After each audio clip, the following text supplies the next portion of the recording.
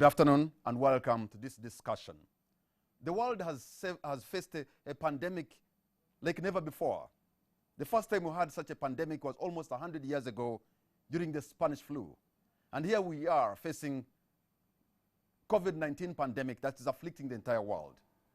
Governments all over are trying hard to save lives, but also they are trying hard to save livelihoods. And with these restrictions, people under lockdown, many are suffering because there's no production, some are not working, and for that matter, some are even going hungry. But there has been a study to show how life is like under COVID-19. And this study was done by Twaweza and Food Rights Alliance.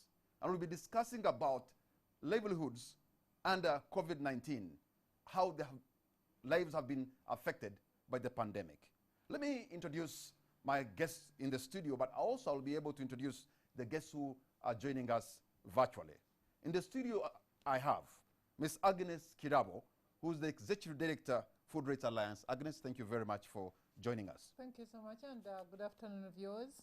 We also have the Honorable Mulindwa Sozi Isa, Member of Parliament to Lugazi Municipality in Bwikwe, who's the Bwikwe District and a member of Equal Opportunities Commission. Welcome. Thank you. Good afternoon, everyone. My name is Isaac. Isaac. Mulindwa Sozi. You owe me an apology. All right. Yeah. My apologies. Mr. Bernard Mujuni, Commissioner for Equity and Rights in the Ministry of Gender, Labour and Social Development. Good evening, viewers. It's a pleasure to be here. And virtually we are joined by Maria Nanyanzi, Program Officer, Sauti za Wananchi at Twaweza East Africa. Maria, you're welcome. We also have online Mr. Mukibi Eddie, Executive Board Member, Slow Food International. Mukibi, you're most welcome. Thank you. Good evening, dear viewers. And we shall also be joined by Dr. Jacinth Kamuntu Asimwe, who is the nutrition lecturer at Chambogo University. Let me begin with you, Agnes, from Food Rights Alliance. You know, livelihoods under COVID-19, when you try to do this study, why did you and Twaweza get into this study? And later we shall look into the findings of the study and how the data was collected. I think that Maria will be able to respond to that. But why did you get into the study? Thank you so much. Our interest was, of course, everybody was in panic. Nobody had prepared for that shock, neither in government nor in the populace. So everybody was in panic. And we observed that government mainly had come up with measures in the very first place to save lives. But because everybody was looking at now, then, we're like, we need to look into the future.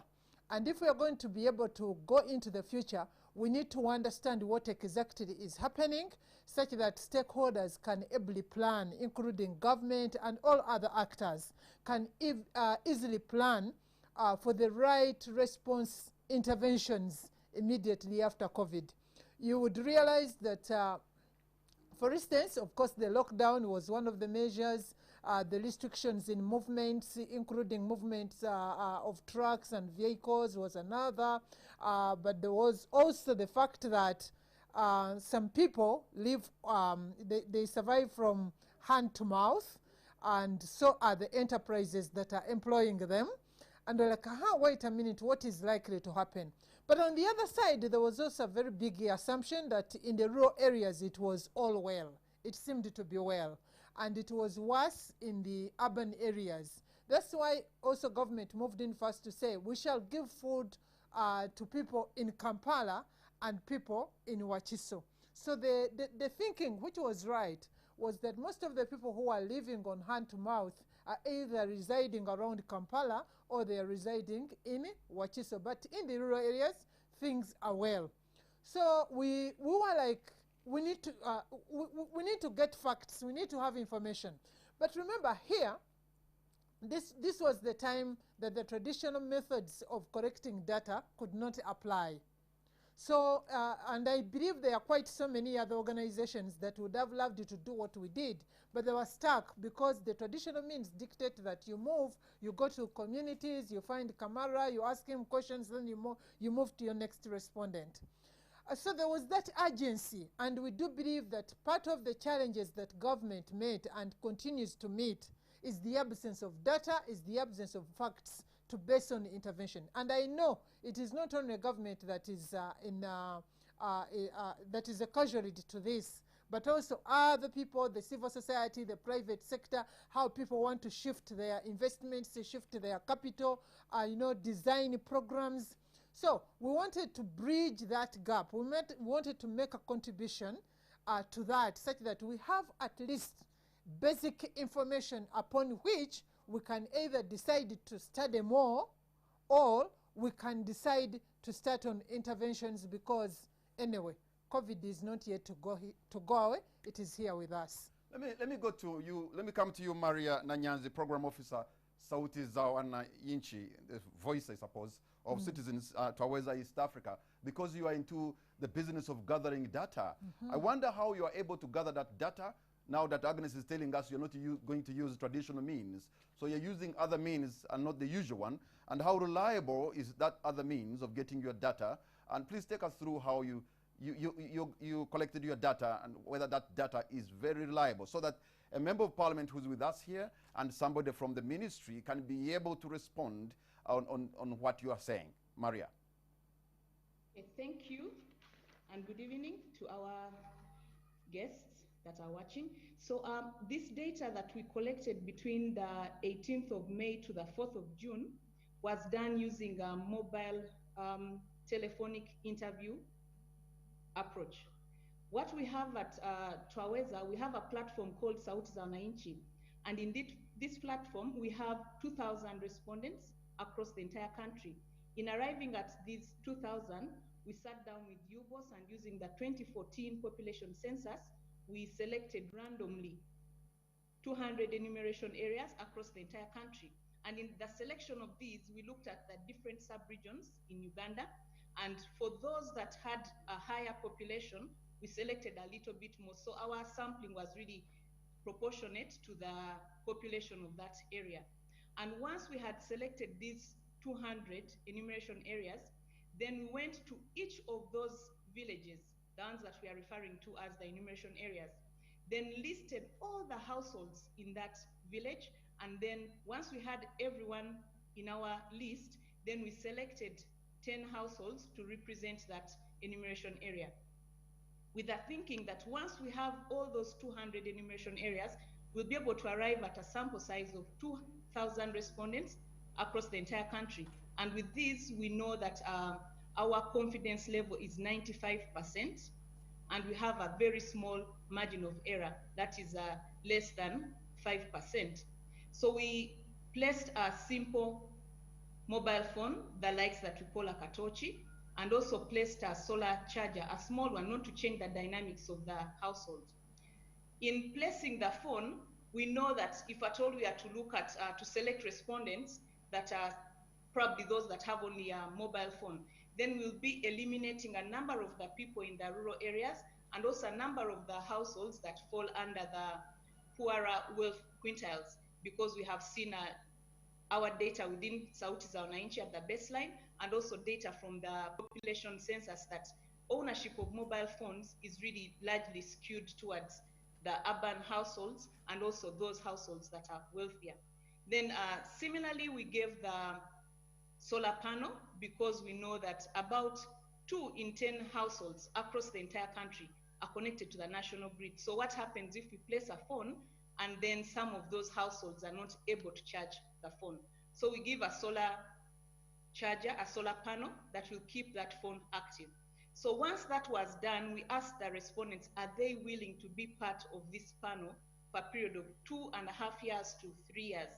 So those that consented, and they also got a mobile phone, we connected them to our call center in Kampala, where we have about 27 enumerators, and they're able to speak any language that you can mention in Uganda. So if at all I say that I prefer to be interviewed in, say, Luganda or in Iteso, then we assign that respondent to an enumerator that speaks that language. That way, a person is comfortable, and they will share that their experiences and opinion at ease, without feeling like they have given a wrong answer or a correct answer. So in other times before the stringent or before the tough lockdown measures, we were collecting this data at a call center in Kampala. But when we knew that, okay, this is not, we won't be able to have our teams move to the office and do that data collection, each of the members was given a tab and also a phone so that they're able to log into an application and then call the respondents and get that feedback. So this data collection was done in the homes of the enumerators, but this was also, we had to obey a lot of confidentiality issues, that you can only access information that has been given to you, that if at all you've assigned Marie 10 respondents, they can only access the data that pertains to the 10 respondents, because we knew that it's quite sensitive information. Then we collected the data and got the feedback. Our main focus was to understand are citizens working, how are they coping in terms of farming practices, are they actually doing any productive work to ensure that they have food being produced at this point in time, in terms of their access to food, is the food available, are the prices stable or are they changing, and in the end, what challenges are they facing in as a whole. And once that data was collected, then we analyze it, and now we are ready to share it with the rest of Uganda. And from this data, we see that 85% of our citizens continued to work even when there were transport limitations, and 15% of those that did not continue to work, they were pretty much relying on their family and friends to keep up. But we see that of the 85% that continued to work, the number of those that continue to work are higher in the rural compared to the urban, which is quite understandable considering that a number of businesses like arcades and malls within the urban centers were locked up because of the congestion they hold, and that would help to stop the spread of the disease. Then we also see that in our data, a number of citizens are now more vulnerable. They are depending more on family and friends to survive because they are not working at the moment. Then in terms of access to food, there are a number of foodstuffs where they say that these were not as available as they were before the lockdown measures. And those we see, it's largely the cereals, the pulses, and a few spices here and there. We also see that in terms of how are they, who do they turn to in case they need help? We see that when we collected similar data in January, most Ugandans were turning to their neighbors and friends. But come May, June, this coping strategy of neighbors and friends had actually reduced, where we were seeing that half of the population were saying they would turn to them. And then come May, June, it's about 38% that were saying they would turn to their friends and neighbors. And we see that those that say that they now turn to family, this number has actually gone up between January and May, which probably implies that right now the times are a lot tougher, that they have to go to those that are more willing to support them, probably because of our cultural obligation that you cannot leave your brother or sister to starve when you're able to give some kind of help. Then we also, from this data, were able to understand in terms of food stocks, if at all the lockdown is extended further, or if at all the conditions remained the way they were at that time, how much food was currently in that household. And we do see that half of the households reported that their current stock would only last them a week, which means that there is a need to still remember that we need to ensure that productivity continues to go on. Then in terms of household challenges, we did see that the number of households in Uganda that say that they don't have sufficient income to cater for their daily needs, this number also went up compared to the number that mentioned that in January. And we see that this number is slightly higher in the rural compared to the urban, which still leaves us with that question that Agnes mentioned earlier at the start, that the aid that was given was largely to the Kampala and Wakiso, or we can say that maybe in the urban areas for other districts and the different task force teams. Marie, but how about the rural population? Marie, I'm going to ask you to first hold there. Please remember where you have stopped so that we are going to continue with the other findings so that we don't forget what you have given us. One thing I've picked is that quite a number of families are vulnerable, but it appears even those who are well-to-do are also in perpetual vulnerability, that you can easily slide back into poverty, and this pandemic can take you back into real problems. And here we have a member of parliament. Your job is to appropriate funds and and fight for the people. And you have somebody from the ministry. So we have the executive, we have the parliament, and we have the citizens. So it is them and us. Let me begin. Let me begin with you, Honorable Isaac. What do you make of those findings? What Marie is telling us about, especially that people are vulnerable, people are depending more now as we go into family, even though 85% of some people could still work during the pandemic, and more so in the village.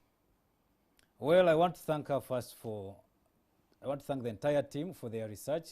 Only that she did not bring out how UBOS, Uganda Bureau of Statistics, participated, because as government would love to see UBOS coming out in the research, in that we can rely on them 100%. But this is good. It gives us a picture of what is happening outside there. I have looked at the 39%, where she mentioned that 39% will depend on friends and family. 39% of the population. This means 16.4 million people. This is a very serious problem, if it is true. And also looking at the 10%, which has mentioned, the 10% population in urban will have no work to go back to or after the lockdown. 10% is a very, is a very less figure. If I look at what has been happening. You think the problem is bigger than that? I think 10% is less to me. Okay. Because when you look at the tax touts and broker, these ones who have been depending on taxi operations. Saloons and bars and restaurants and all that. Most of them, 10% is less. Looking at those operating in arcades, those who have been operating in offices are now operating at 30%. Looking at the many self-employed, many of them at the capital closed and went back to the villages. I'm informing you this as a member of parliament for Lugazi municipality, as a person who interacts with the people on a daily basis. You know why I like what you're saying is because for you as a member of parliament to say the problem is deeper than we see. So which means government or parliament, people should even work harder. Instead of saying, okay, it's not big, you are telling us it's bigger than perhaps has been reported. Exactly, because I want to rely more on UBOS statistics, because that is the government position. But Marie has said that they have worked together with exactly, UBOS. They are getting the people, but as they are working together with but UBOS. as parliament, now I want to bring out our role as parliament, because the listeners and viewers there would be interested. What has parliament done in the situation amid this COVID situation? The roles of parliament, number one, it is representation as enshrined in Article 1. We have done our representation role very well. And then in Article 79, which is a legislation, we have tried to come up with laws accordingly. And then the other role that we have played is in our committees, as enshrined in Article 90. We have appropriated accordingly. And when the outbreak happened, I remember on 7th of April, Parliament, we passed a supplementary budget of 303 billion shillings to find a way how we can manage the situation. How it was appropriated, I have recorded down these figures when I was notified. Of the 303 billion, government allocated 77.4 billion to security to manage the situation. You have seen how our security team and how the LDU, General Internal Affairs, have managed the curfew and others. 36.1 billion was allocated to local government, 59.4 billion allocated to disaster response, 2 billion was allocated to KCCA, and then the balance of this was allocated to the health docket. Government has further come out with another strategy of refinancing, recapitalizing UDB, and these are the those who are employing many people, like to come up with a way of lessening the consequences. As government recently, as parliament again, this was the position of the Minister of Finance and the cabinet, where they said that pay as you earn should be withheld for 6 months from March to September. However, this one did not impact so much. It only helped the employers in that they can be able to refinance their businesses. And then the other measure that came up was where the public came in and it participated through the office of the Prime Minister, and where we as members of Parliament and also the public generally, people came in and supported the situation through office of the RDC. We created district task forces across the country to manage the situation. Okay, let me come to you, Bernard Mujuni, because as somebody from the Ministry of Gender, Labour and Social Development, really the social issues of Ugandans are right in your docket, and you can see their social safety net is to go to their relatives, 85% of those. Absolutely. And you can understand people are vulnerable, and your ministry is, mandated to be able to look into the social well-being of Ugandans. Absolutely. So, but this data collected shows that people are hurting. Thank you so much. One key area that gives us the strength, social development sector, is that we understand risk, we appreciate vulnerabilities, and we have developed frameworks for mitigating the same. We have a social protection policy. We are mandated to oversee and make sure that the jobs are created and there's a safe working environment, there's equality and equity in opportunities. We are supposed to make sure that every Ugandan is enjoying their livelihoods. But this research is quite confirming to what we have always brought to the policy platform, that all of us are vulnerable and no one should think they are safe. That was a bad accident, or there is a good accident, which can show you that you really need to pray to God if you have survived. It has also exposed the fact that we need to invest in the social infrastructure. We have been investing in the physical infrastructure for a long time. Now it's time to focus on and I wanted to get that from my honorable Member of Parliament, that now we are putting in this much into the social infrastructure to make sure that there are safety nets and cope-up mechanisms to strengthen social protection interventions. We have all these people are being, the Ugandans are affected differently. That's the first thing that we should appreciate. The people with the disabilities are not affected the way we were affected, some of us, who are presumably not. And remember, a big percentage of us are disabled, except we have not confirmed or you have not accepted. We are in denial. Children, violence against children was up. Gender-based violence was up. The minorities were suffering. The most at-risk populations, including sexual workers, so sex workers, the elderly people, and women. So when you talk about the elderly people, Mr. Mujuni, I know you have a social protection for them, the social assistance grant, I think, for the elderly. Yes, please. And you have put some money there, even though that money is not really from the government of Uganda. I always wonder why you give the job of protecting the elderly to people outside their own home. Unfortunately, that is wrong, because the government of Uganda heavily funds this program to the tune of 30%. And it is now being rolled out. What am I saying? So 70% of those who are helping the elderly in Uganda, money is coming from where? And now the government of Uganda is rolling the whole program out entire country. Actually, they've already started. Yes, the whole country. So it's coming up, it's taking up almost 80%. So, but what I'm saying is there are more interventions than the elderly people. We need special grants for people with disabilities. But you are aware that when you first did a pilot for the elderly, you had put the age to around 80 years. I mean from 65 and above.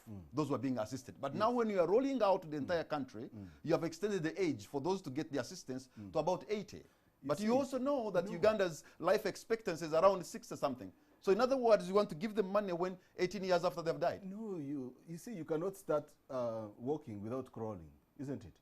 The same way you cannot go to God without going through Jesus. So we are taught.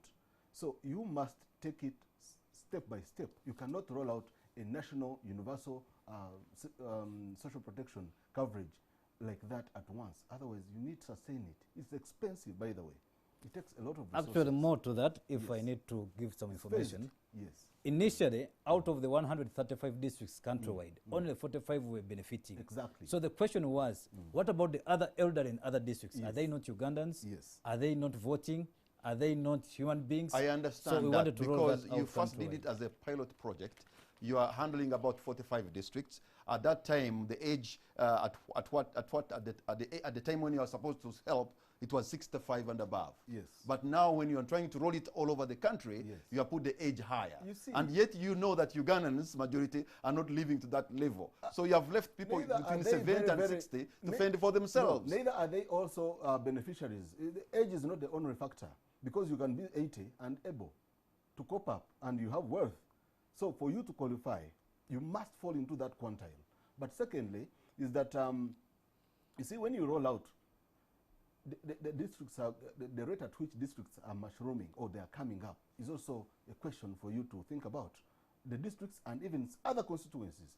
So you must put all these cities have come up now. They Okay. need. So a lot of things Gentlemen are and lady, changing. allow me Yes. to go to Marie once again so that we can maybe get a feel of what else they are able to find in the data that they collected so that it can also inform our subsequent discussion after hearing from her. Maria, I hope you remember where you stopped in the things you are able to find on vulnerability, and I'm sure you have been following in the studio here, so you can carry it from there.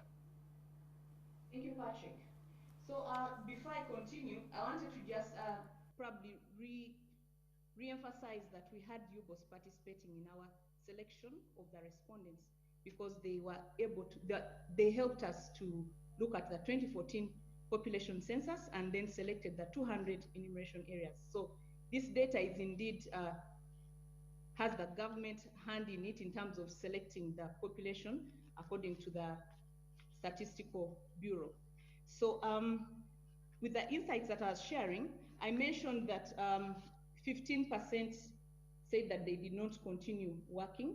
So I'll continue and say that of the enterprises that were operating before the 3 months of collecting this data, we did see that 59% said that they still continue to operate even during the lockdown. And then 41% said that they stopped operating. Of the 41%, most of them said that the reason they had stopped operating was because of the lockdown measures, because some of them were told their business is probably not safe enough to continue operating. It will only make the situation worse. Then we also see that in this data, we asked questions about nutrition at the household level. Do families have the same meals? That is looking at the children, the adults, and so on. And we did see that 61% of the households in Uganda say that the child who is 6 to 12 months eats the same meal as the rest of the family, which is only to say that they do not go probably an extra mile to cook a different meal separate for the infants in that home. But this can probably be expounded on by the nutrition expert that we have in the room. Then we also see from this data that in terms of running out of food, most of the households were worried that they would run out of food, which is a huge concern.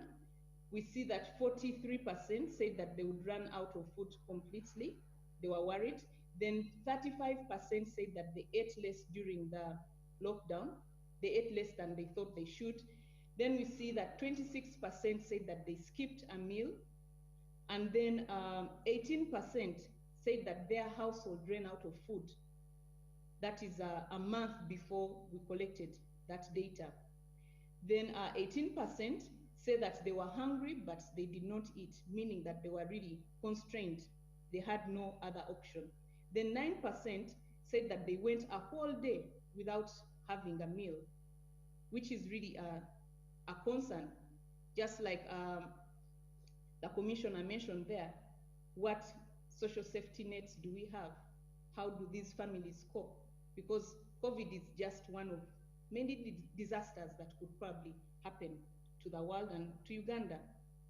Then in terms of affordability, 35% said that they could only afford one type of meal.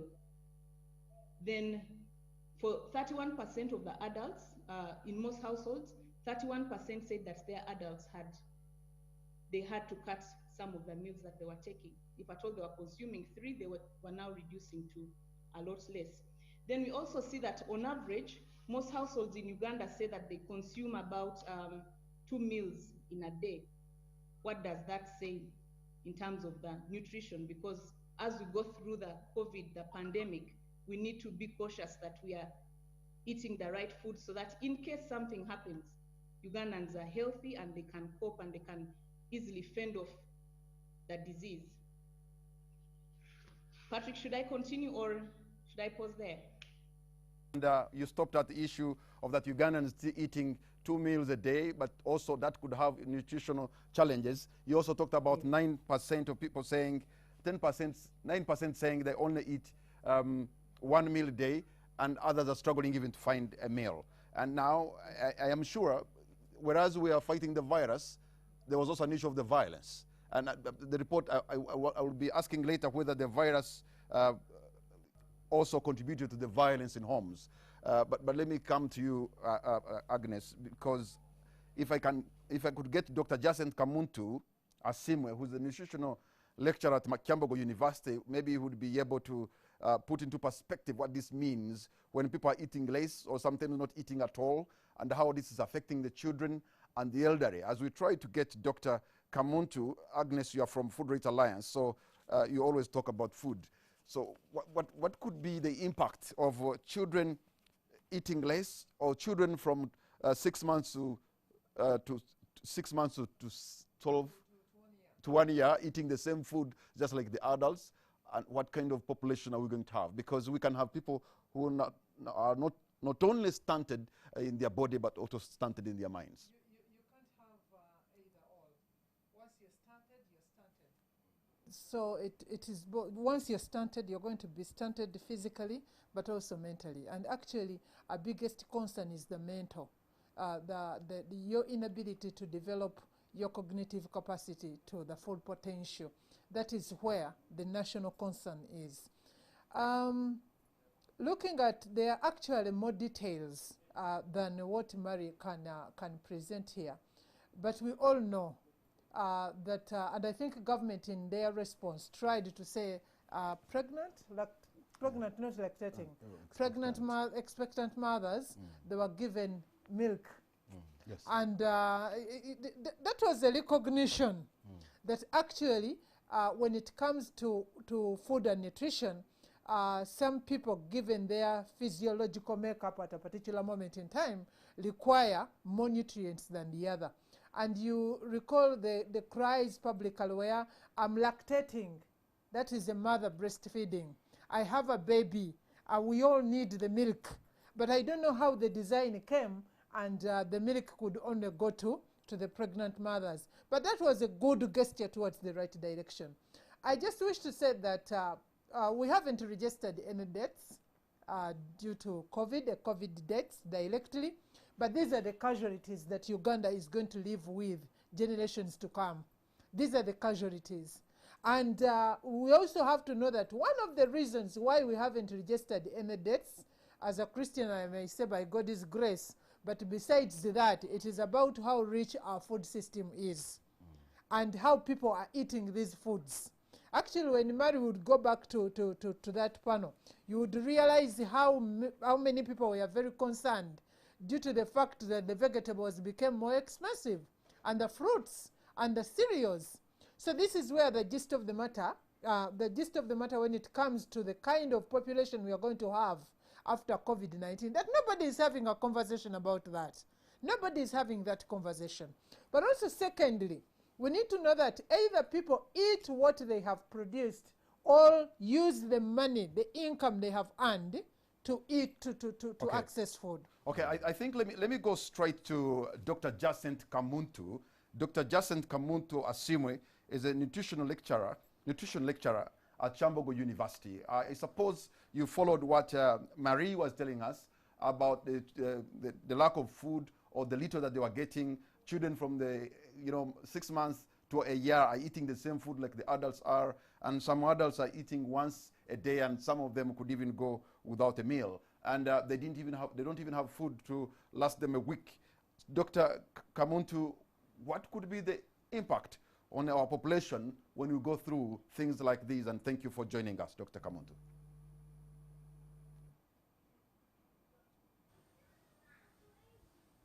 Yes.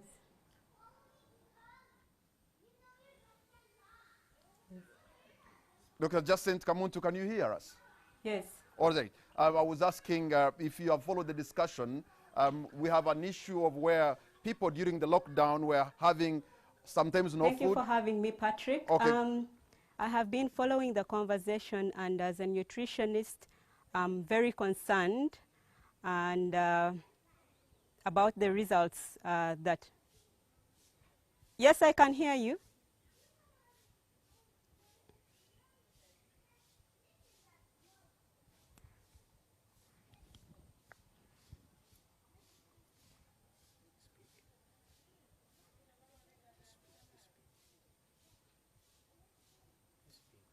And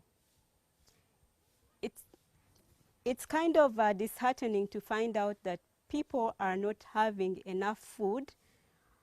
Children 6 to 12 months should be having at least 3 meals in addition to breastfeeding.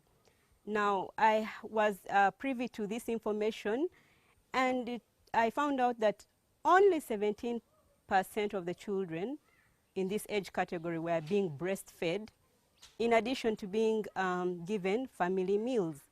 Now, as it has been mentioned before, these children were also given the same food as the other family members without enriching it. Of course, we all know that when stunting starts, it starts in the brain. It's not only physical. And nutrition is a cornerstone to anyone's personal growth, and it would affect someone's productivity apart from the health aspect of it. So it's really sad when we find out such things are happening. Of course, we are glad that the government was able to supplement people's food by giving out some rations. But as people have clarified, nutrition is not just about having posho and beans. Nutrition is having a variety of foods.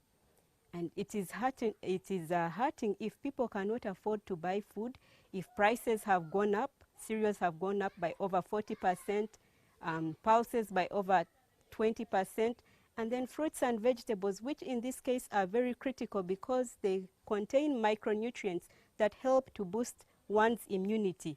These have gone up 10%. And we are seeing that people are not getting a variety of food. So, of course, as nutritionists, we are worried, especially for the children who are under 5 years of age. They are not getting enough food. They are only getting 2 meals in a day. Some of them are not even getting the 2 meals. They are getting 1 meal a day.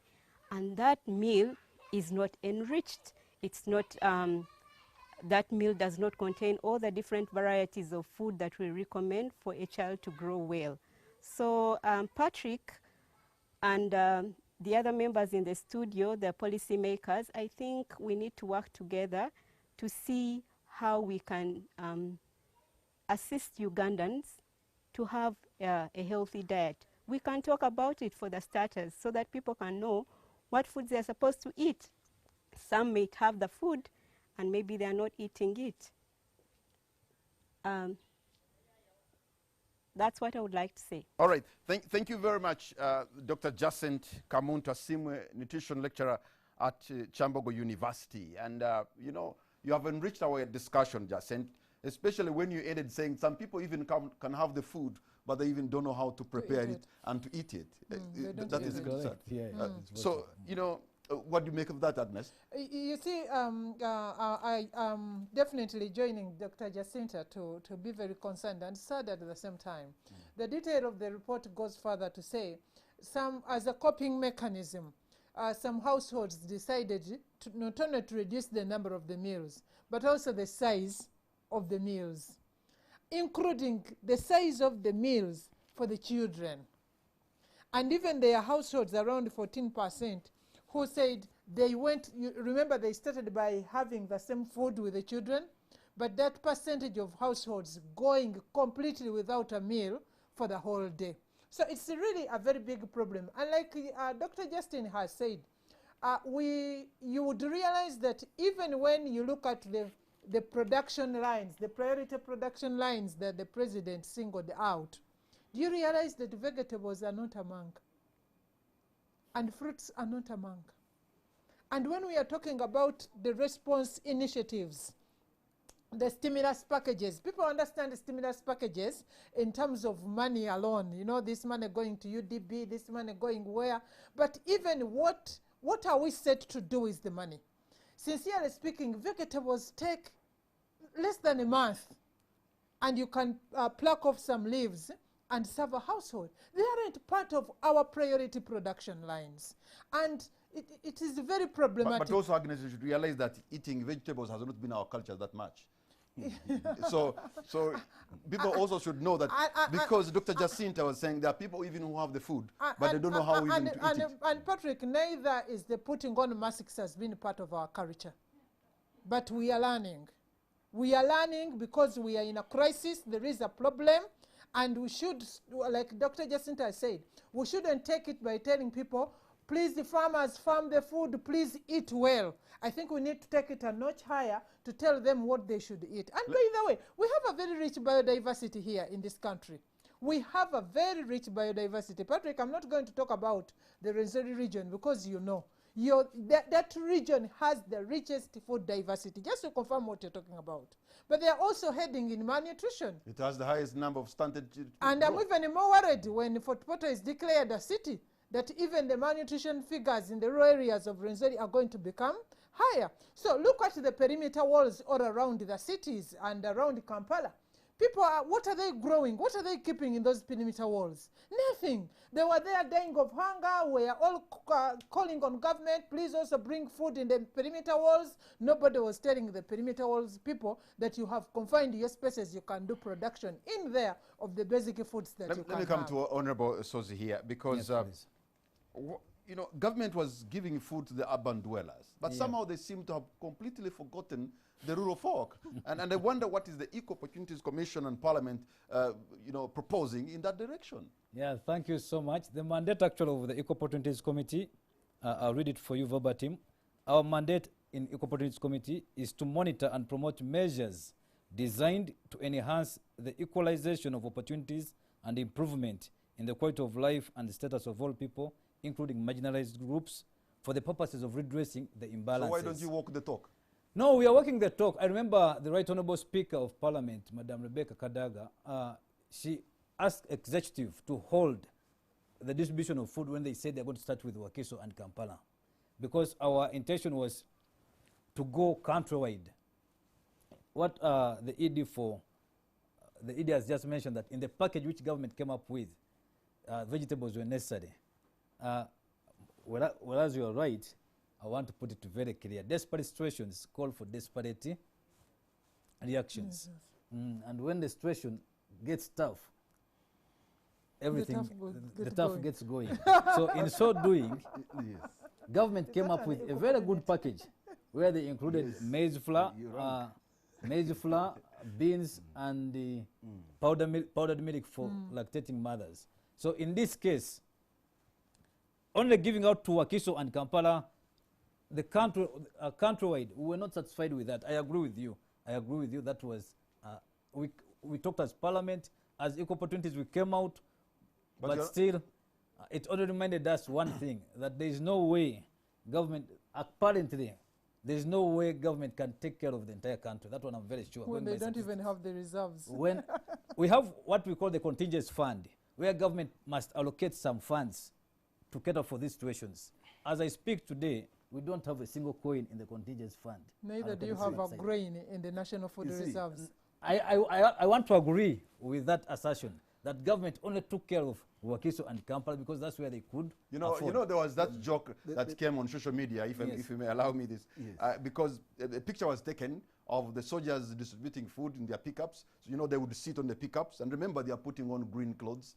So somebody said, this government is very good. They are giving us posho and beans alongside greens, because when they saw soldiers on top, they thought those greens. But that aside, Agnes, maybe we're a little bit even lucky that this pandemic hit at the time when there was some form of food, rains, yes. Rains, but also food was available. It's a bumper harvest, because there was some bumper harvest.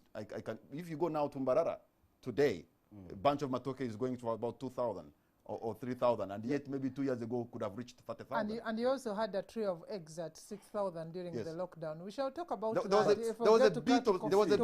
was a bit of some food in the country, Patrick, this is as opposed to other times. I think this is, yes, it was, and His Excellency the President made a lot of emphasis to that agriculture should continue. Is booming, it is doing well, and therefore you could not put a hold on agriculture because it was still feeding the urban, even if there was a crisis. Very well. But at the same time, you can see loss of value in agriculture, because a bunch of matoke, now farm gate is 2,000 shillings. So, and that means that there's going to be, again, exposure to risk, because these people cannot mitigate. They are making, they're making losses. But the other thing is that there is need for innovation. There's a lot of concern. People are turning matoke into powder. They are exporting it. I've seen people exporting matoke now, in its cold status. And there is a lot that is coming up. But what I wanted to say is that under the social protection policy, we have what we call social support and care. There is need for that. That, beyond just food, beyond just nutrition, you must focus on the livelihoods of the people. First survive, and then start saying, hey, I've got food, then what about bread? Hey, what about blue band, or so that's why I should read that's why I should read this for you. Yes. 1 out of 10 will not have work to return to. 39 of these will depend on families and friends. Yes, exactly. 29 will produce their own food. 1 out of 10 Ugandans have no work to go back to. So what strategy is the government having for them? Look, and our call for under social protection policy is that we should put more emphasis on building and enabling the social capital to thrive. And social capital is such a big thing. For example, the creative economy in the urban setup employs 40% of the youth. Actually, 50%. But of course now they are not working. The other day I saw some DJs selling machines. There is a platform for DJs. They're selling the instruments, you see. And to me, this is the concern where we should be looking for in terms of the response measures. Where are we putting our money? And the creative economy is the less invested in overall in terms of direct investment. Yet they create more jobs. Allow me some latitude so that I can bring in another person, Mr. Eddie Mukibi. Eddie Mukibi is the Executive Director, Slow Foods Uganda. And we would want to hear from him, especially looking ahead what he thinks is the future of food security in the coming months, because this has been an issue. So if Eddie Mukibi, you can hear me, what is the future of food security in the coming months? Eddie, take it from there. Thank you, Patrick.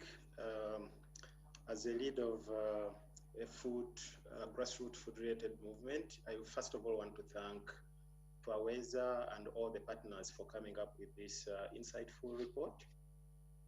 The report is very insightful and gives us a snapshot into things which, to which we may have given little attention if there was no such people who go out to find this kind of information. From my experience, also from what I've seen in this situation, is that the COVID-19 situation has unmasked or undressed our agricultural and food system in Uganda, because there is quite a lot of things. There are a lot of things which we have seen that have happened, but under normal circumstances, we would have tried as much as possible to overcome this kind of thing, and mostly in the food. When it comes to food and agriculture. Yes, the president said that we should let agriculture to boom, we should let input shops to open, but there are things which are really important in that period when farmers are producing, which we didn't think about, like extension services for crop production. Of course, we left the president left the veterinary services to continue, But at one point, the crop production, the crop sector was a bit neglected, because as much as a poultry farmer needs a veterinary officer, also a banana farmer somewhere needs an extension worker, especially when they are faced with the different situations. The food situation has, we have actually to thank God, like what you've said, that the food situation, the season has been a little bit fulfilling. It has been a good season. We've had the bumper harvest. Most of the food-related problems happened, especially when it comes to access and distribution or nutritional issues. During this COVID period, most of the problems happened in the urban areas, and quite a few challenges in the rural areas. But believe me, I have been following clearly and also practically what is happening at the grassroots level. There has been quite a lot of food in the rural areas, but accessing this food and distributing this food has been greatly affected by the lockdown during the COVID-19 period. So my thinking is that farmers have done a very good job to continue producing, given all the difficulties we've had as farmers, given all the challenges they've had, like access to inputs, access to technical services, access to markets. Farmers have tried to produce, farmers have tried to maintain their fields. Now the biggest food security challenge remains on distribution and access, especially for people in urban areas. It's the people in urban areas who have been actually consuming the same, mostly consuming the same type of food every day. Morning, people have been having porridge. If they are lucky enough, lunch, they have posho. Dinner, they have posho, if they are lucky enough to have dinner. However, I would say that in the rural areas, people have, since there was a lockdown and people were not able to move to go to find other kind of jobs, like also for the teachers who have been on a lockdown for a long period of time, longer than anyone, many people have gone back to the field to start small vegetable gardens. Also, there has been an increase in labor production in the rural areas. But in urban areas, the challenge remains on how people access this food.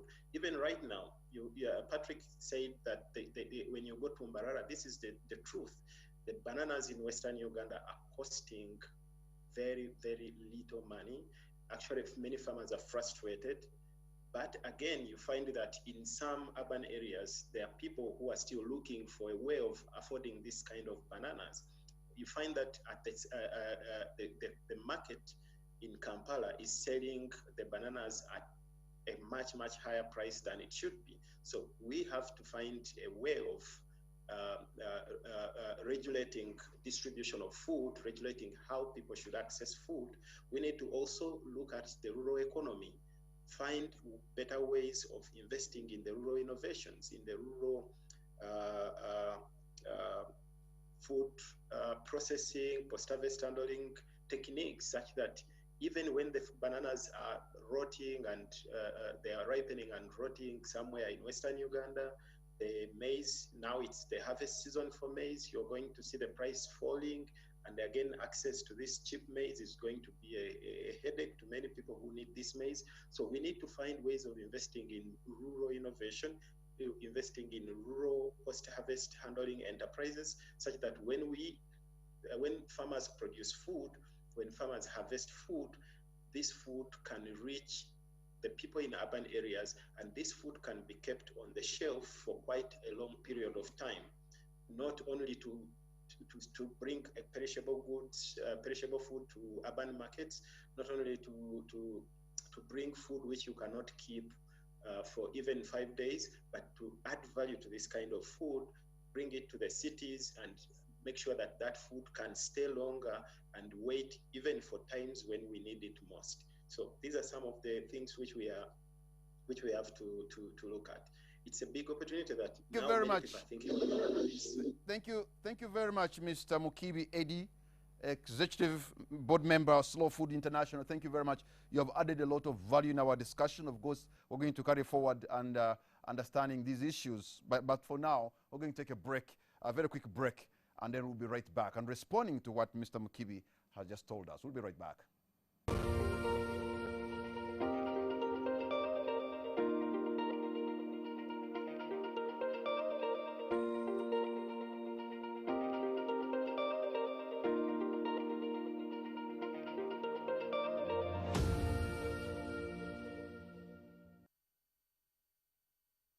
Welcome back. You're watching a discussion on livelihoods under COVID-19 pandemic. And in the studio we have guests, Ms. Agnes Kirabo, who is the Executive Director, Food Rights Alliance.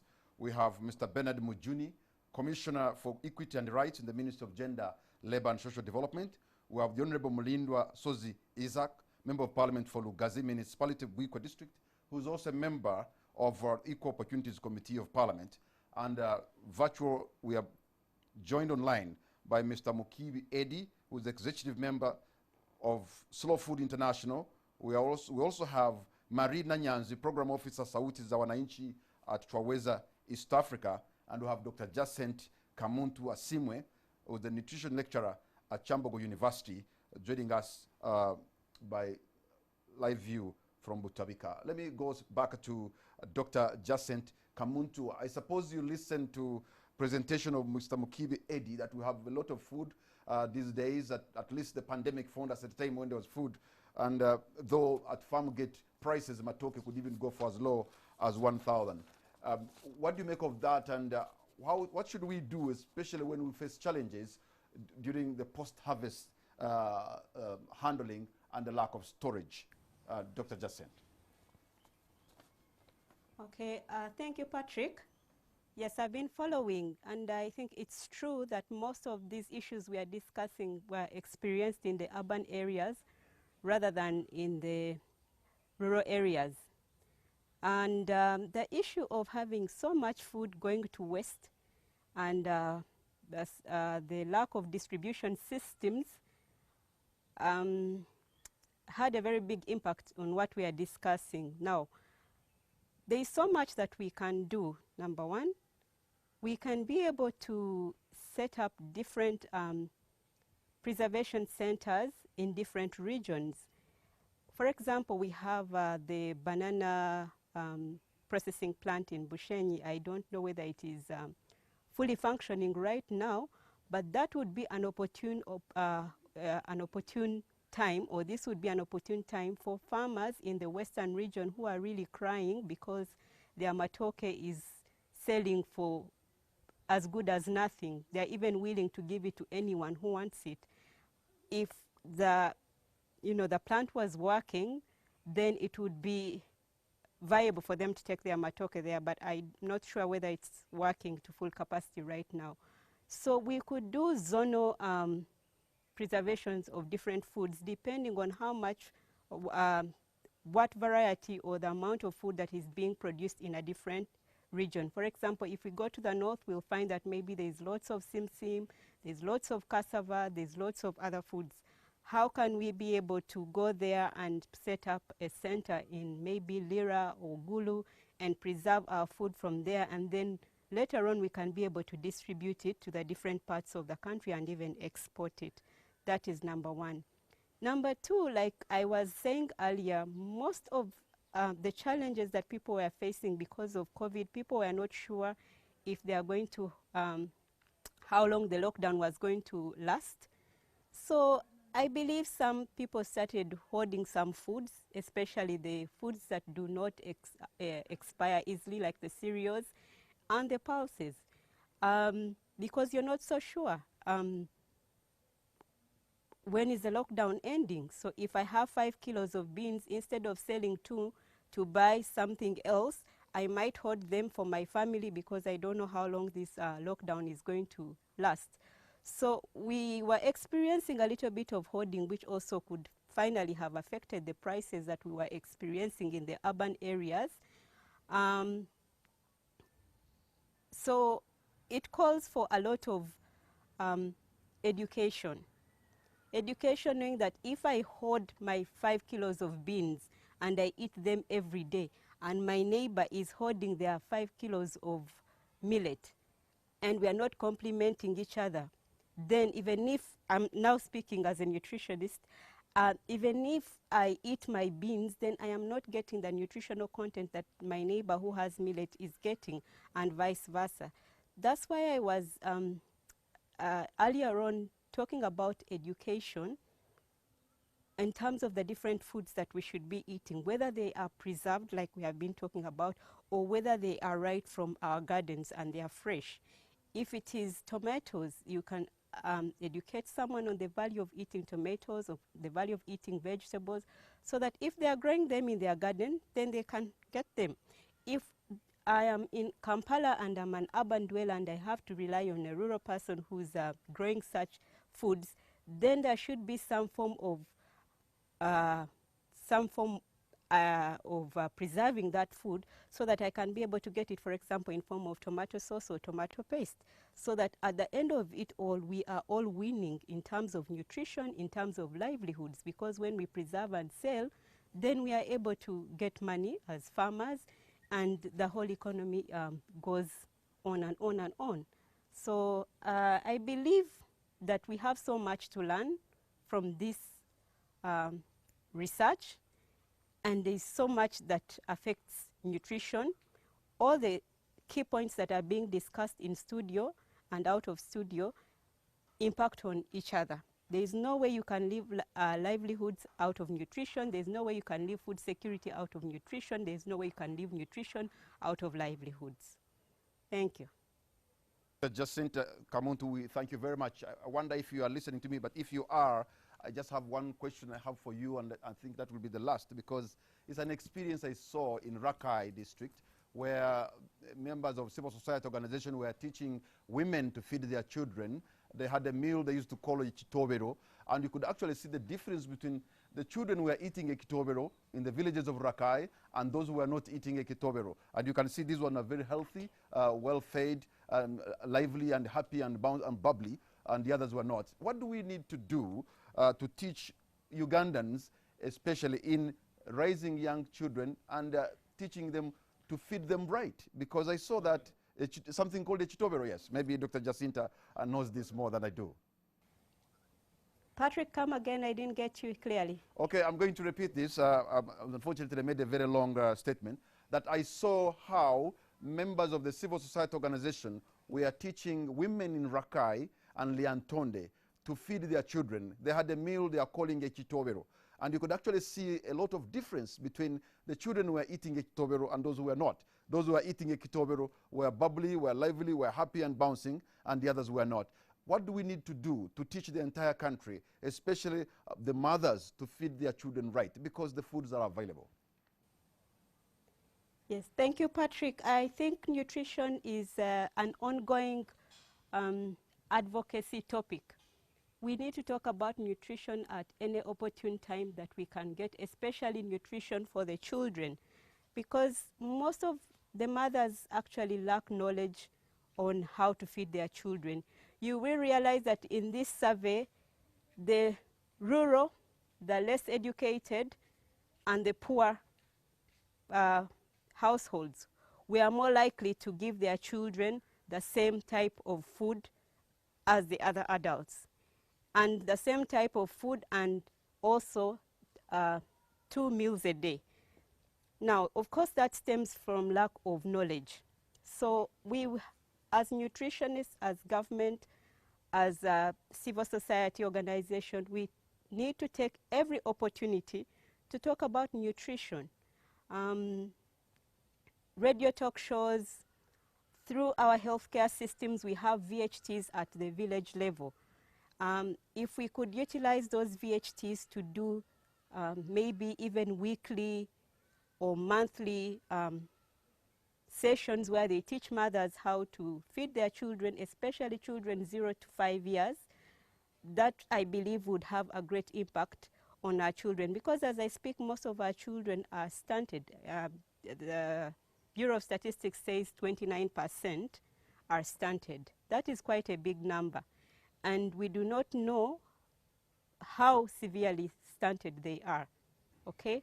So at any opportune time, we can use the existing structures to be able to advocate for the nutrition and well-being of children. I'm glad we have a member of parliament, and we have a few members of parliament who are nutritionists, I believe. And I think nutrition might has not been given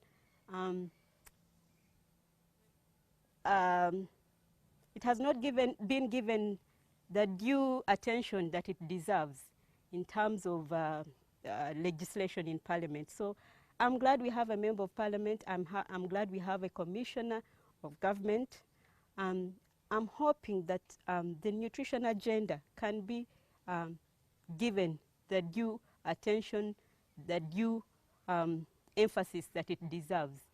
If we have policies and legislations on how to feed children in classes, and of course in school, we can also educate our children, especially in primary schools and secondary schools. All right. It should be part of the curriculum, how to feed a child. Dr. By the time one leaves senior 4, Dr. Jacinta, they should be able to teach someone. All right, Dr. Jacinta, how to feed their child. Thank you, Patrick. I would like to thank you so much, Dr. Jacinta. Thank you for your time, and we appreciate your insights on these matters. You have been so valuable in adding value to our discussion, the element of nutrition. So we're going to say kwaheri to Dr. Jacinta, but we'll stay with the Marie and the Mukibi online and the guests in the studio. Now I come to you, Agnes Chirabu. How was the food situation like during before the pandemic? I think Mary presented some of the findings that are within the study.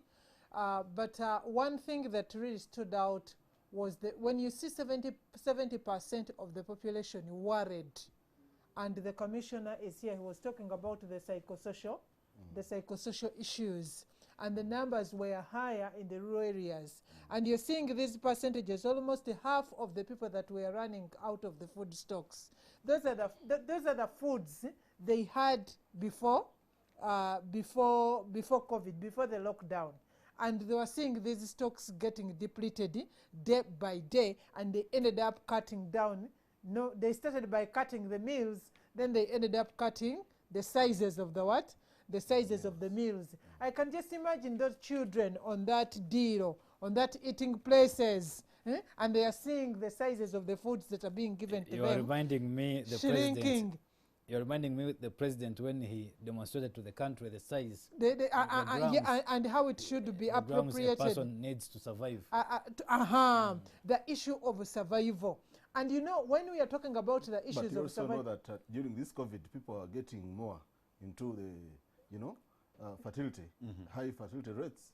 Because people were dormant and redundant at home. Then it was more baby booms. No, it wasn't an issue of them being dormant. It was that is being very funny. It was it wasn't an anytime there's a redundancy, people procreate. So no, it wasn't a redundancy. May grow by 4%. Exactly. Yeah. Or even 5. And those are more mouths. Those are more mouths. Yes. Yeah, those are more mouths to feed. But I think we need to separate. We need somehow to draw a line between practice issues and policy issues. When we are off camera, we are discussing of the issues pertaining to reserves. And these are biblical, by the way. That is how Joseph managed. You know, managing produce in the days of plenty or years of plenty, and then you use that same produce in the years of scarcity. In this country, that theory doesn't apply.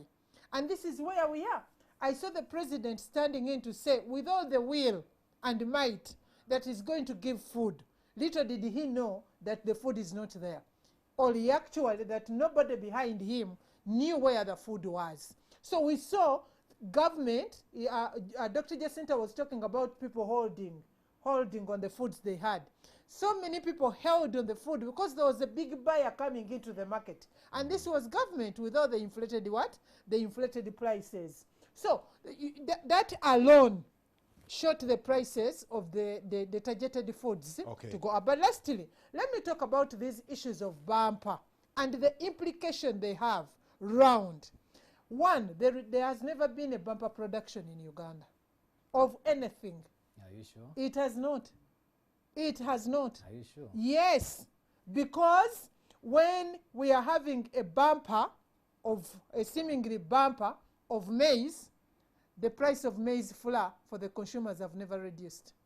When we are having a bumper of matoke in Bushenyi, I'm sure in this very same country, there is where a bunch of matoke is 10 times the price. So we have only failed, and for me that is a policy issue. We have failed to manage the food distribution system, to govern the food system. Let us talk about the issue of the reserves. We cannot condemn communities for not having granaries, commonly called ebyaji, when at the national level, as a country, we do not have a charge. And the government is held at ransom, just as it was during the lockdown, because they never had their own reserves. And we have been pleading to government that when we are talking about food reserves, we are not only saying be kind to the vulnerable people of Commissioner here, but be kind to yourself, because our government was discredited, promising to give food, and actually So, more people need food I think now, you're raising a very and the food is not You're there. raising a very important issue, and the two gentlemen here, all of them are government, I suppose. So What really, happened to our food reserves? Isaac and Bernard, where are the food reserves? You Where are see. the silos for Uganda? You see, when you are reading a Bible, you should be careful. Either you choose to read from the book of Lamentation or Revelation. The two can give you, But the book of Exodus. Exactly. Acts. So, excellent. Or Exodus. I've stopped, but I concentrate in the book of Revelation. One, we are moving towards the caring economy. You see, a lot of loopholes have appeared in the free market enterprise, laissez-faire. And we know that without government intervention, things are not fair, especially for the for the vulnerable and the poor, even the working poor, by the way. Because the working poor Uganda has over 12.8 million people employed in the informal sector, and that's a big number. And almost 90% of them are being affected by the lockdown. One, how do you bring food to the table of these people? You need policy and regulatory measures that provide the framework. You need a social registry, for example. How do you target these people even when you're distributing food, to make sure that it is equitable, to make sure you reach the targeted beneficiaries? A social registry helps you to know where are the vulnerable, who are they, what are the different dynamics, where are the elderly, where are the children, who are those immunized, who has died, who is still living, who is sick, who is living with HIV/AIDS. For example, the people with HIV/AIDS. But you're a commissioner in the Ministry of Gender. Look, yes, that's why. These are the tools you should be having. And this is so why. don't you have them? Look. I'm saying, I said I'm reading from the book of Revelation. And not Acts. And not Acts. So I'm in the kitchen. I'm cooking, and I'm saying, have you had the kawawa? Eh? Do you survive the smell? And you are saying, hey, but what is the food of how much diet? No, we are cooking. The Ministry of Gender, Labour and Social Development. The other day, together with the, I'm sorry to stop you. The other day, there was a lady who just put stones on the stove and pretended that she was cooking so that the children can fall asleep. Yes. I hope you're not doing that to us. No. And rightly, Madame Agnes here brought it properly, that the problem of this country is not necessarily the lack of food, but the distribution. And one of the panelists also brought it up, Madame Jacinta? And Eddie. And Eddie. That the problem is about fair distribution. And to me, I think once we fix that one, we will be done. It's about the game plan. So, and that one, in a free market economy, where government, probably we need a competition regulatory authority to preserve, to give minimum farm gate prices. That's what happens in other countries like Kenya. They buffer against exploitation of the farmers. Even in terms of cereals board, they have a food bank. When there is scarcity of food, they fairly distribute equitably. When there is plenty, they hoard, they keep. And to me, this is where we are supposed to be going. But the neighbor there, you can actually go and benchmark. Members of Parliament are always benchmarking. Yeah, we have the National Planning Authority, and they have. I'm sure now they have shifted their planning, their planning game now. They must be now putting into consideration. Nobody researched about COVID when it was coming. History shows that COVID, we had a similar Spanish, is it Russian flu in 1918, now happening again in 2020. True. So it is even possible that the framers of our constitution never envisaged this when they were planning. They did. And they said the government shall establish national food reserves. They did. Allow me, Mr. Kamara, to comment on what Mr. Muchib mentioned, that the issue of food prices being low in this pandemic situation it is not a bad problem. That is a good problem. It is. It is a good problem. I agree it is From a one problem, face. but it is a good problem. The issue now, what is more important now is that we are living. Ugandans are not dying as a result of COVID. COVID has affected all sectors across. The trade sector has been affected. Definitely. The education sector has been affected. Tourism sector affected. The health sector affected. Manufacturing sector affected, including the election calendar has been affected. So generally, COVID has affected everyone in one way or the other. We are lucky that God has protected us. No Ugandan has succumbed to COVID. In the short term. In the short term. Yeah. So where our efforts should be now, it is about survival and how we come out of this. The issue of storage and value addition, it is something which is very, very important. Actually, I don't know, maybe you guys in the ministry are the ones delaying. This is something Parliament passed a long time. Even the funds have been allocated, most of the times are being allocated to various sectors. Madam talked of the policy failure. Parliament has passed so many laws, and others are being amended. We have, even others, many bills are still there. These laws are only not being implemented. So when you say it's a policy failure, I disagree with you totally. If it is not Parliament has moved ahead to pass many laws. Some are there, not only pending implementation. Look at the Children's Act that we passed last year, 2019, 2018. It is also there, talking about nutrition and all this. But implementation, where is the Children's Authority? It's about implementation. But as Parliament, our role of the legislation, as enshrined in Article 79, has been totally achieved. We have so many laws that are redundant. What we need to do, in my own opinion, we need to activate the contingency fund, as mentioned in Article 157 of the Constitution. We don't have, there's no money in it. We need to activate it. That's where we have maybe not acted. Government has come up with its trade incentives. I think more are being planned. And people need to cut the coat according to their size. In this situation, you don't need to live large. You need to live according to the situations. And finally, Dr. Jacinta, she talked of nutrition. Yes, we have even the Nutrition Forum in Parliament. We have Honorable Pentagon Kamsime and Honorable Mbatekamwa as at the forefront of nutrition. We have moved ahead to even come up with a bill that is in the pipeline. The Speaker recently encouraged all members of Parliament, even the entire country, to grow avocado countrywide. That avocado was found out to be very nutritious, having so many vitamins that can help children grow. Avocado has turned into gold in America nowadays. Yes. Exactly. If I can say something, you see, one of the biggest challenges that impact on our livelihood is job security or lack of. Because the moment you don't have guaranteed income, you can't put food on the table. Later on, what type of food put on the table? EPRC has done an analysis, and it is projecting that at this rate, in 6 months, we are losing 3.6 million jobs. And this is largely in the informal sector. But I can also confirm that within the first 2 weeks of lockdown, we got over 500 statutory notices for people who are closing totally, including funeral homes. Yes. Funeral homes have been badly affected. Closed, total lockdown. Now, and this impacts on livelihoods and the dietary of the households. It impacts on the productivity.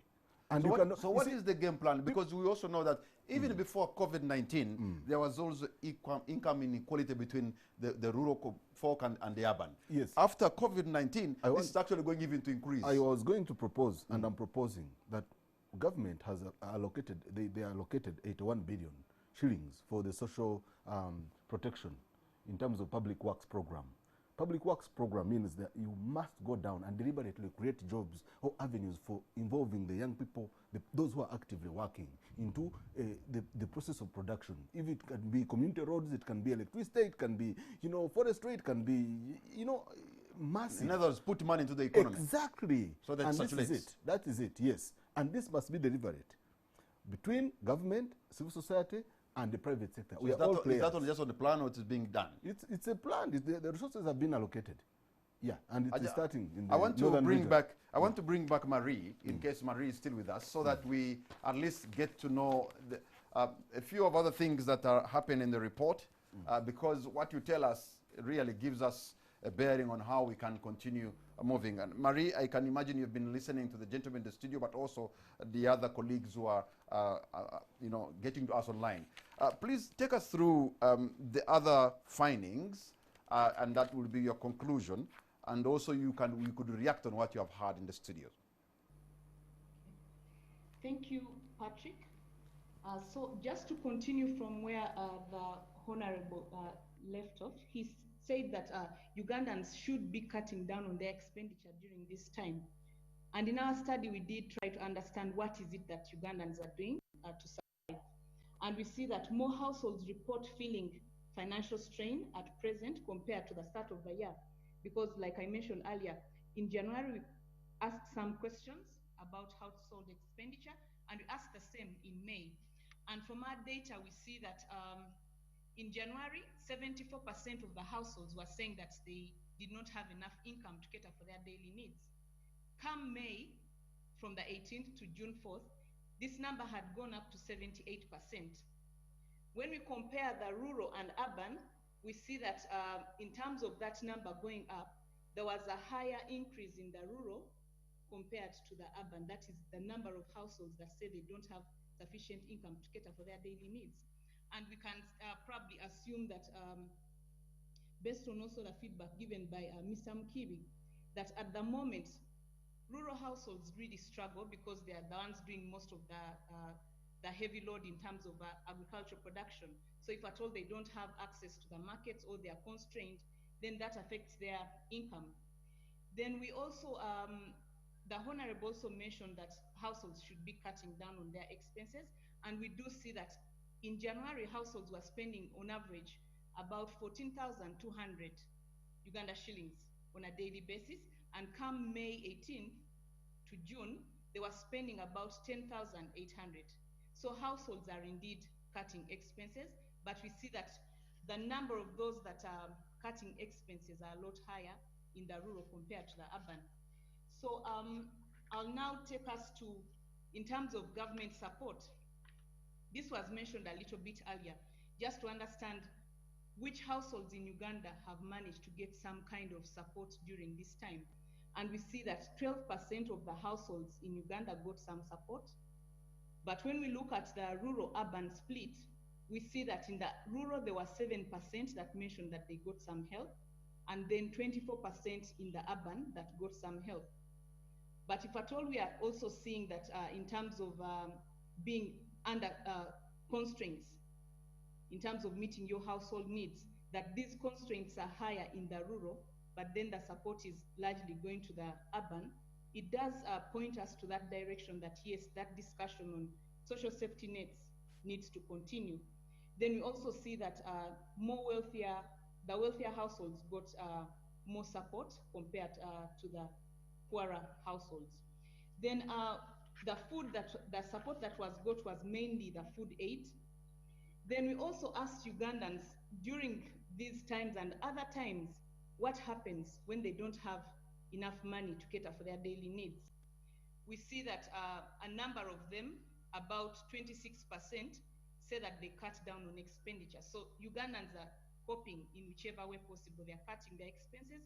Then some are saying that they obtain an item on credit, that is 19%. And then 14% say that they borrow money. We also see that 9% say that they seek help from family and friends. Then 8% are saying that they sell an asset. So at the time in January when we asked the same question, we had 2% that say that in case they are really stranded, they will sell an asset. And come May, this number really shot up to an 8%. It looks small, but from a 2% to 8%, that's really high because it's above our margin of error. Then when it comes to those that say that they do nothing at all, they just sit and probably wait it out. In January, we had 3% that said that. And come May, June, we see this number has also gone up to 8%. So there are those citizens that have no alternative whatsoever.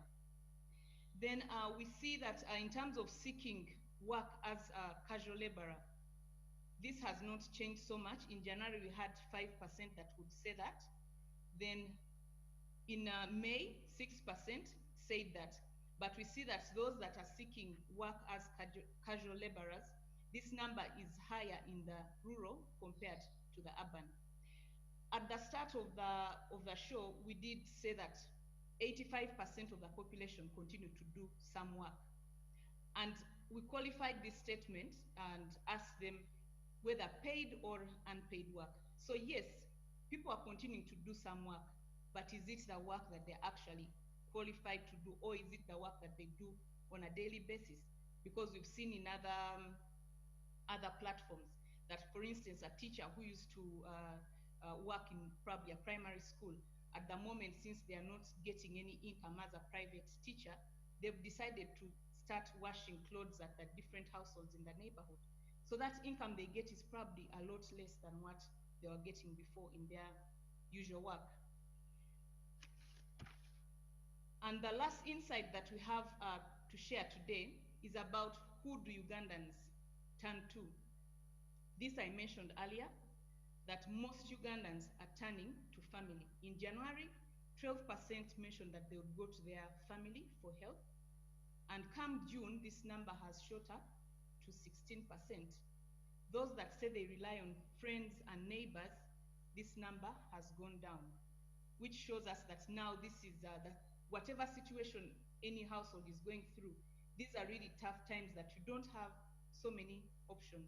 And I'm glad that the different members in the studio also mentioning the need for social security, the need to have a buffer, the need to have more social protection for our community, because this discussion has, we've mentioned this before in a previous study, but yes, still we need to, we are saying it again, that there is a need for citizens to have social protection so that in future they're able to cope better, because when you're talking democracy, elections, and they are starving, what are the chances that they are really listening? So I want to thank you and thank the viewers that... Mary, thank you. Mary, thank you very much. Mary Nanya is the program officer, Sauti za Wananchi at Twaweza Africa. You have been of so much value to our discussion. We thank you for the data, the information you have given us will help us. I'm sure this information is going to be available for the public to be able to access it and internalize it and understand it more. We thank you so much for your insight, Mary. Okay, I think now we can come back to the studio and try to look at what she's told us. I've just learned from her in her presentation that Uganda is trying to adapt with the situation. After all, in this situation, we either adapt or we die. So for now, they're adapting. What do you make of that, Honorable Sozi? Yep, there's no option.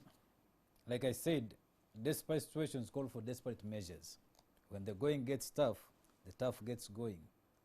Ugandans have to adapt to the situation, and we find a way to mitigate accordingly. I want to focus more around Parliament and also on the law. I'll invite you to Article 21 of the Constitution, which I'll read for you. It says, all persons are equal before and under the law in all spheres of political, economic, social, and cultural life, and in every other respect, and shall enjoy equal protection of the law. Then 4 down, it says, nothing in this article shall prevent Parliament from enacting laws that are necessary for implementing policies and programs aimed at redressing social, economic, educational, or other imbalances in society. As Parliament, we have moved ahead. Personally, I've already sought leave to introduce a private member's bill to manage. Normally, these people tend to hike prices. So it's about consumer protection in this situation, in that people are not taken advantage of. So people have to adapt to the situation as it is. Mr. Majuni. Well, thank you so much. It only confirms the fact that we need robust program interventions on social protection. We know it's a policy, yes, it's on paper, yes, it has gone down to be implemented in different parts, but now there is more than ever the urgent need to invest in the actual programming activities. For example, we need to look at social health insurance, all right? Universal social health insurance.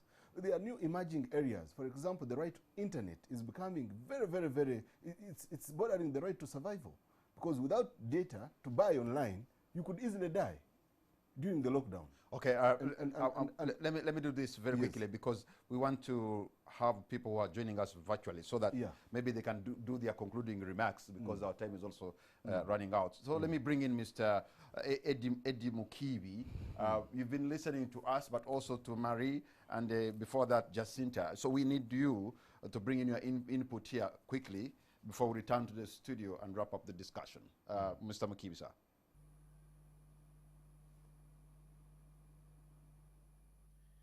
Thank you, Patrick, once again, and also all the participants in this discussion. It's really interesting, and for me, having listened to all the panelists and also the report that has been presented by Marie, I think all these things are interconnected. It's a whole system that we need to think about. If we should stop thinking about food and livelihood as just a sector, but we need to think about food as a holistic system that encompasses so many things. When we talk about prices, we talk about access, we talk about small-scale farmers, consumers, all the key players in the food sector. We need to think about food. We need to apply systems thinking when we are to overcome such kind of challenges, especially in a crisis like this one. And also to conclude, also I would like to talk about the high number of people seeking casual laborers. Personally, I've observed that in the agricultural sector, the labor demand has increased during the lockdown, during the COVID-19 period. And this has also prompted many people to go into child labor, sometimes, which is a necessary evil, but also it implies that many people have gone back to the fields to grow food, to grow a diversity. And I would also encourage each of us to continue producing food, and also to value our local traditional food varieties, to have this kind of diversity to achieve the food security, food sovereignty, and also the best nutrition which we need to resist COVID and also other health issues which we may have. We thank you very much, Mr. Mukibi Eddie. Thank you for your input there. Also, it is enhancing the discussion, and I'm sure those who are viewing are learning a few things on more. And some of this information is going to be made public, and you can continue. At the end of the day, we'll get to know how you can continue understanding and engaging your leaders in terms like these, so that maybe they can do things better, because you are the bosses. So let's look now to the area of agriculture and how financing has been like, because 70% or more of our people are engaged in agriculture, but I wonder how much government is putting in this very sector, because this is what they've called the real economy. I wonder how much government is putting in the real economy.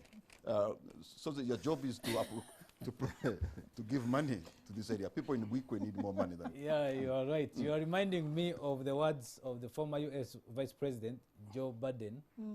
He said, "Do not tell me what you value. Show me your budget and I'll tell you what you value." I want to agree with you. If we really value agriculture, we need to budget accordingly. But whenever we allocate money and appropriate, executive comes up with its frame, and then we keep appropriating. Personally, this is my opinion. Personally, I'm not satisfied with what we allocate to agriculture. This is the backbone of Uganda, backbone of Africa. If we are to come out of this situation, we need to walk the talk by putting more allocations to where we see value. But Mr. Mujuni, really, it's no brainer that if we put money in a sector like agriculture, considering what is working for us in terms of what we have as a country, look, more than half of East Africa's arable land is here in Uganda. Patrick, do you know how much money we put in agriculture? It's not necessarily only government that puts money like this. Even ourselves, savings, we put, but we are not guided. I live in one of the most areas, in one of the surrounding areas, and we have a greening platform in Naria. We have decided to do greens and support the environment and improve our household and nutritional status through adopting some of home gardening, home gardening and, Yes. backyard gardens and all that. And that's a good model. But you can never hear about any extension office from either KCC or Wakiso.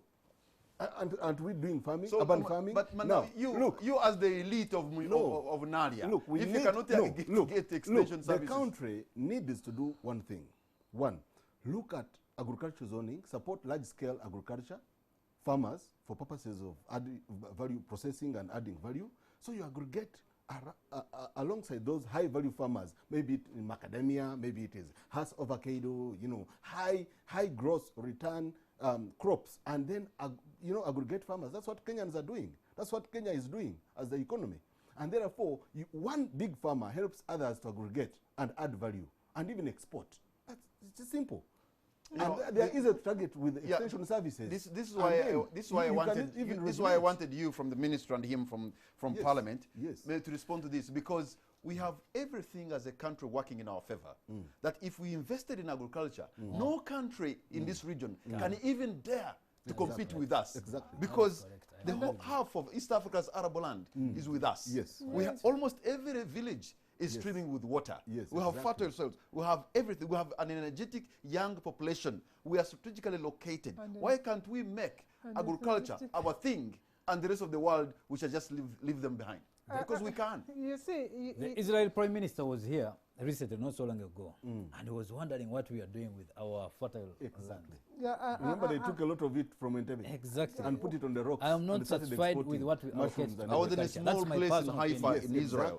Exactly. And they are producing much more in terms of tropical fruits than the rest of Eastern Central Africa Even combined. grapes, even Israel perhaps is a small country the size of Buganda Kingdom. Apples. you see, Patrick, I feel insulted every time I read and I hear people talk about agriculture as the backbone. Nobody can treat his or her backbone the way we treat agriculture, so we should get a new description of that. That's not a backbone. That's not how backbones are dealt with. I need just to get that one out of the narrative. But also, secondly, when you look at the the backbone is always paining. when you look at the planning frameworks, this is where my battle with some people is, and I'm not a very good friend of some people. When you look at the planning frameworks, the way we are talking planning for our agriculture, it cannot deliver what you're talking about in this studio. When you look at just go and look at the ministerial policy statement for the financial year 2020-2021. And this is the first year of implementing the National Development Plan, where program number 1 is agro-industrialization. Total mismatch. It is the business as usual. I was very saddened that even when we are within COVID, because Parliament received the ministerial policy statements in March. In March. So, but March, the wave of COVID was all over. So eventually it was here and in the middle of March. So you had the ministerial policy statement. And people stayed close to their legs with a ministerial policy statement that does not reflect in any second or minute or comma that we are in COVID. That was my MPS. So the planning frameworks that we are designing for our agriculture cannot deliver to our dream. Look at the population only in the region. Informally, we have been feeding Sudan. Informally, we are feeding the region. How about if the government would strategically take up this and even negotiate? Let me tell you, somebody who feeds you will always put you on your knees, whether you have an amount of armory. But we're not looking at it as an opportunity. I think we need to rethink. I just don't know whether we deserved to go with COVID and new people come in here and we do things differently. But trust me. Trust me. No, please withdraw that statement. You cannot wish Ugandans to go with COVID and we shall not go. We shall not go. At least. But I withdraw that. But this is what I'm talking about. The population commissioner was scared about is the market, is the consumer. We can postpone buying a new phone. You can postpone buying a new pair of shoes, but you may hardly postpone taking a meal. So if we could only look at that strategically and use the resources and rethink how we use the resources that are given to us, then we can translate this entire economy. The economy is looking at, if I follow the president, the economy is looking at the agriculture sector to jumpstart. And it has already demonstrated. But we are busy frustrating. The bananas are there. The eggs were at 6,000. I don't know the milk people. So I don't know tell- whether they tell me have this, recovered. okay. You know? There is this narrative, Honorable Sozi, that when you put money into roads, it's agriculture. When you put money into the water sector, Patrick, that's you're agriculture. making the situation No. worse. I want him to, because that's always the excuse. They say, is it really the truth? That when you have put money in roads, it's feeding agriculture. When you put into water, when you put into security, It is escapism. because that's what I hear. These sectors are interrelated in a way. Okay. The So sectors explain to are me how. interrelated in a way. Because number one, when I refer you back to 1985, between the period of Uganda between 85 and 78, you remember how Uganda was In chaos. all that period. So if you are to concentrate on agriculture, to concentrate on health, to concentrate on physical infrastructure, to concentrate on any sector, you need to have security in order. I used to have that very question also as number one. But when I was brought on finance committee, where we work hand in hand with the budget committee, the appropriations as are being done, cut here, put here, and then trying to balance. All other sectors are important, but we need the interrelated, as you have put it. But we need to slightly, if I give you an example of health, in under Maputo protocol, which we signed to, we said the allocation to health shouldn't be below 15% of the national budget. Abuja. This It's is Abuja. That's Abuja. Oh, Abuja, Health yeah, is you're right. Abuja. Maputo is agriculture. Yeah. We said 15%. But if you look at our budget today, we are still far below. If you look at our budget, health is still far below. Not because it is not important, but because of other pressing demands. But Agnes, But- maybe... but- What I agree here, Kamara. I want to conclude. Yes. One at a Maybe time. you're going to supplement. Yes. What I want to conclude is that we need to somewhere bring agriculture in maybe among the top three, in that we can balance, because agriculture is our, backbone, as you put it. Yes. But sorry, Bernard. But you see, Patrick, we can have money elsewhere, and I agree with Honorable that these sectors, it is like it's saying that when I put the shoes in the feet, you head appreciate. You're dressed. Yes, the feet is part of the entire body. But what are the challenges? As I came here, somebody wrote to me from Shema, somewhere in Western Uganda, that they are in production of organic coffee. But they have a challenge with water for agriculture production. Water becomes a burden and becomes a scarcity at the same time. And in between, no production can go on. So these are the areas that we are basing on. Eddie was talking about agricultural extension. And these are the areas that are peculiar to agriculture. But secondly, the government is not going to be able to do that with a whole fleet of enterprises in one financial year. We do not have the capacity. You have 14 of them, and these are production lines, not value chains. You talk about livestock. The cats are there. No, it's not livestock. The goats are there. The cows are there. The dairy is there. The skins are there. The what is there. The beef is there. It is too much in a financial year. I think we need to shift. I know what drives this. Because when they say, these 3 financial years, we are going to focus on these enterprises and run them through as a country. Other people are going to come up to say, we also voted. What about us? That is where the problem is. In short, you are agreeing that we have a child of, let me say, 5 years, and we're trying to load this child with a 20-liter jerry can. But also, she's also not complaining. Okay, Mr. Mujuni. I think this is a very, very interesting challenge. One, I think we have a problem of aggregation. We need to rebase and to know what worth goes into the particular sectors. For example, I'll give you an example. The people say, the Minister of Gender, Labour, Social is always underfunded. But because they look at the budget input from the government, but you look at all the NGOs in this country, they are factoring into our sector. You look, donor, all these, small NGOs and international, they are putting money into our sector. Do we ever quantify? Do we ever quantify how much goes into the sector? Agriculture. There are a lot of donations, a lot of granting going into agriculture, which doesn't come through the budget here. It goes directly into the economy. However, quantified to find how much they contribute to the entire budget of the agriculture. Actually, it can even overshadow twice as much. So to me, it's about the question of rebasing too. It's about, there is an opportunity with the sector. For example, there's a new wave of going into agriculture. Even now, after this accident, everyone has seen that agriculture is the only safe haven. And people are going there. So is the sector, are we taking advantage of the middle class going into the agriculture? With some bit of money, and they have some bit of sizable land, all they need is to be linked to the services and markets. You know, agronomists, I have a friend who is doing macadamia, and he has brought agronomists from Nairobi. We don't have enough agronomists here from our research institutions who can propagate and get the high quality. We have someone who supplied some seedlings 8 years ago. My dear, you know, Hass and macadamia are supposed to give you return within 3 years. People planted thousands of acres 8 years ago. Nothing has come out.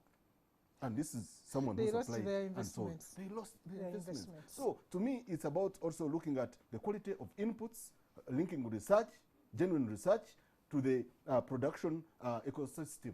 Definitely, once you finish that value chain, then you are up and running. Okay. Finally, I want to say that you are either with us or against us. And to me, that saying, right from the people with the disability use it so much, and we used to say, why? You know, they say either you are with us or against us. You cannot go and plan exogenously and think that you are well-intentioned, and then, you know, and in our culture we also have a saying that if you want... So that dichotomy is between government and the wananchi, people like us. So you're either with us or you're against us. Is that what you mean? No. So why are you against us? Why are you not with us? No, it's about inclusiveness. How inclusive are we when we are doing this policy budgeting, when we are delivering even in terms of program activities? You see, you can only impact at 3 levels at government. 1, regulatory or legal. 2, policy, and, you know, briefing and all that. Then 3, programming. Those are the areas of delivery. Okay, this is what we're going to do. Programming is what makes our time is running out. Let me ask Mr. Soze to give us, Honorable Soze, to give us your concluding remark, and then you, Bernard, and then Agnes. Thank you so much. I'm beginning with you. Thank you so much to all viewers and everybody who has been following. COVID is a serious issue. COVID is there. I've heard many Ugandans saying there is no COVID, there is no this. Government is after its own interests. Corona has killed people in our neighborhood in Kenya, Tanzania, in South Sudan, including Burundi, where even the president was affected, the first family was affected. Are you sure about that? I saw the reports. Okay. I saw the reports. The first family. I'm talking about the first family. The first lady of Burundi was admitted in Nairobi as a result of COVID. So COVID is a real threat. Here in Uganda, we are lucky. I don't know, maybe we are praying to God so much, though the churches are still closed. Maybe Ugandans are more prayerful. I cannot have a scientific... God is everywhere. God is everywhere. COVID is there. We need to survive. Let us adhere to government directives, Ministry of Health guidelines, and the presidential guidance, in that we can go through the situation of Corona, and we shall see the way after. All right. All right, Bernard. Oh, thank you so much, Mr. Kamara. I know that, first of all, I want to appreciate the leadership of His Excellency the President. You realize that, I wanted almost to say that when you're asking, whom do people turn to? I almost wanted to say to their leadership, to their president. Because I can tell you, everyone would be waiting for the, you know, Kachai session. Yes. And believe me or not, in areas where leadership has been lacking, COVID has gone up and skyrocketed. I can tell you, I don't want to comment across the border. I'm not immunized against that. But in hospitals like Aga Khan in Nairobi, I have lost friends to COVID. You know, and it's terrible. It's reaching a different level, and we are lucky, partly lucky, that we have strong leadership that has guided us through this. And therefore, we shouldn't be complacent to say, where is COVID? Do you need, you know? You see, you don't need to... You are very right on your submission. Okay, exactly. All right. Yes. I wanted to give you a law on that. Yes. That Article 99, Clause 3, it reads, it shall be the duty of the President of Uganda to abide by, uphold, and safeguard this constitution and the laws of Uganda, and to promote the welfare of the citizens and protect the territorial integrity of Uganda. So people should look up to the thank you, Agnes. You are parting short. Yes. Okay, thank you so much, NTV and our partners and the people that we have shared this space with. On behalf of my fellow partners, together with whom we did this study, to Aweza East Africa, with the support from HIVOS East Africa, we are committed to making these findings public and they are available. It is unfortunate that part of the panel findings indicated to us that only 2% of the population were thinking of running to the national government when things go bad. And for me, I don't think that is the kind of population that our government desires to govern. A complacent, you know, it doesn't see them, that they only 2% while they are running to the neighbors. And lastly, it is going to be very easy to resuscitate Uganda's economy, but it is going to be quite difficult to resuscitate the livelihoods of the people. Yeah. And we do not want any person to survive COVID and commit suicide.